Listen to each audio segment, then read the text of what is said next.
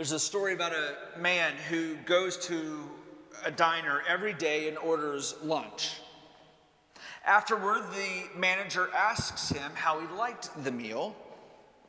The old man replies, "It was good, but could you give me a little more bread?" So the next day, the manager tells the server to give the customer 2 slices of bread this time. And afterward, the manager asks, "How was the meal today?" "It was good," the man replies, "but could you give me a little more bread?" So the next day, the manager tells the server to give 4 slices of bread to the customer and then asks the follow-up question, "How was the meal today?" "It was good," but here came the same answer, "Can you give me a little more bread?" So the next day, the manager tells the server, "Give the customer an entire loaf of bread, neatly sliced with his meal." And again, the manager asks, "How was your meal?" One more time, the customer answers, "It was good, but could you give me a little more bread?"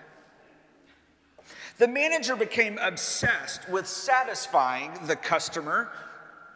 He ordered the staff to make a 4-foot-long loaf of bread.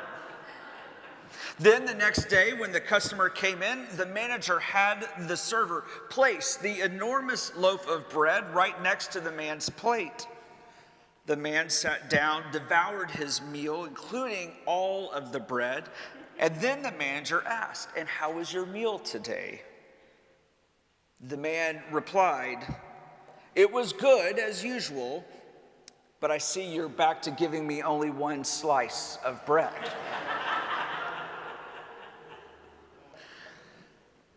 Our lesson this morning from the book of Numbers says this: the people spoke against God and against Moses.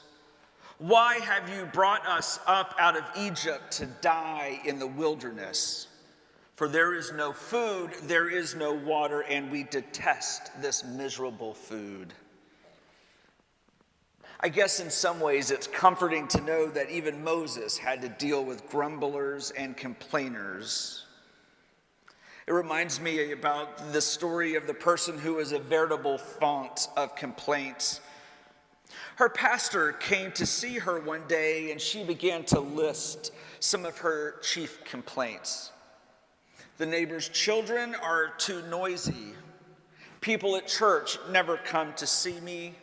My arthritis is worse. The weather has been terrible." On and on she went with the list of complaints.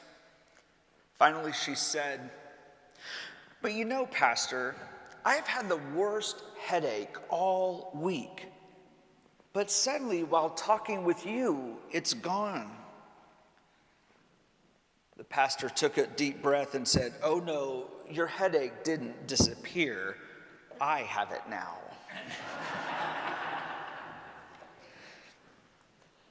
The wilderness is a troubling place for Israel.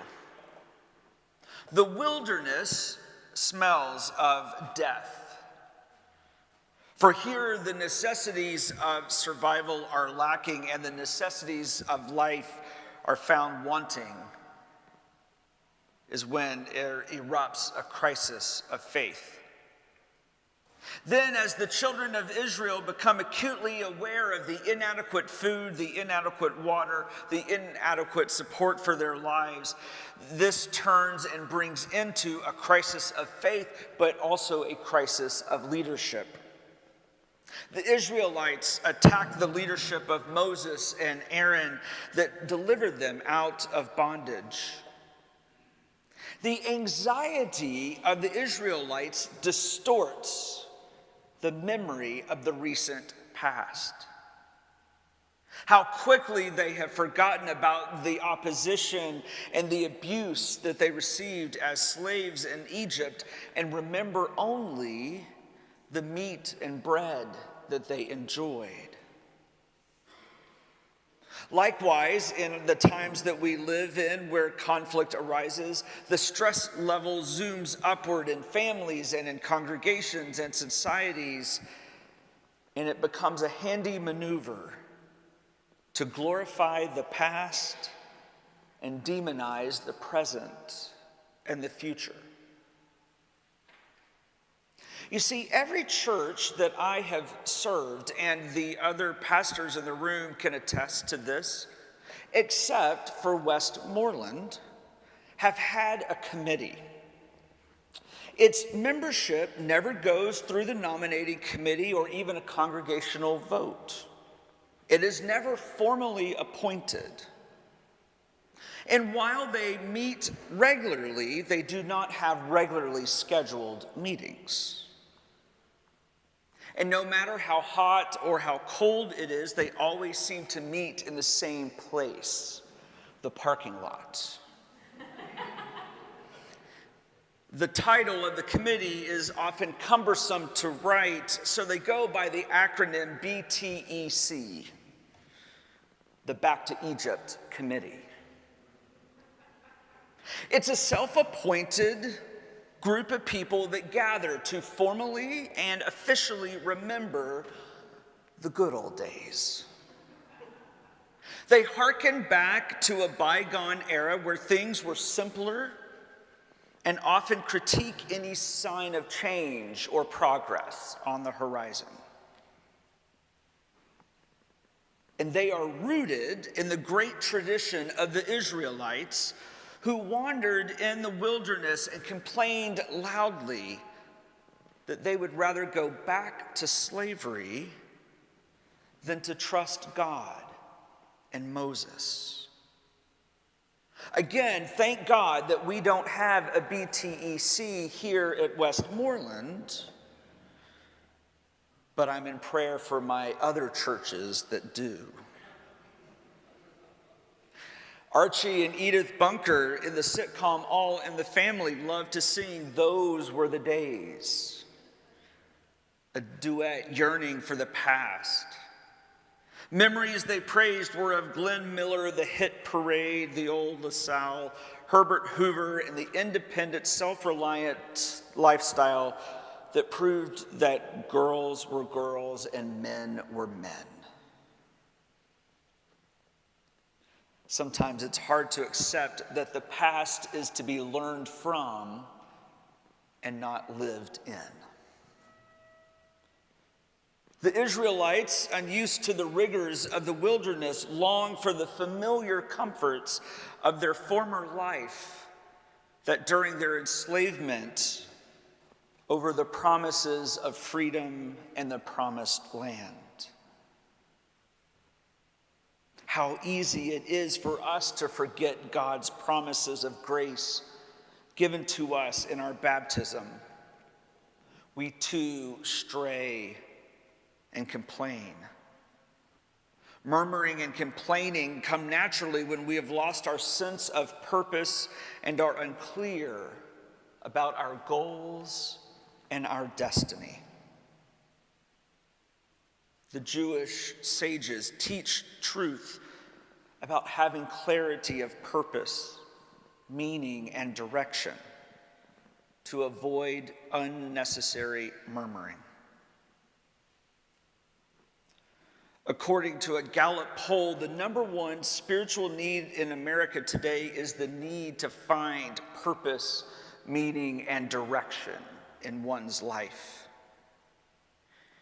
People are asking and wondering, what is God's will for my life? Why am I taking up space here on earth?